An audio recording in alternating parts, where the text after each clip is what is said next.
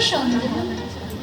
আমাদের ইনফিউশন প্রোগ্রামে আসার জন্য সকলকে জানাই অনেক ধন্যবাদ।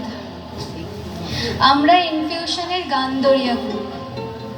গিটার, কাহন এবং গানের সুর দ্বারা সবার মন ভালো করার উদ্দেশ্য নিয়ে এসেছি এখানে। তাহলে গানে যাওয়া যাক। আমাদের প্রথম নিবেদন রবীন্দ্রনাথ ঠাকুরের রচিত গানটির দ্বারা বসন্ত মরশুমকে অনুভবের মাধ্যমে আমাদের গানের সুর দ্বারা গোটা অডিটোরিয়ামটিকে রঙিন করে দিতে চাই। শুরু করি তবে।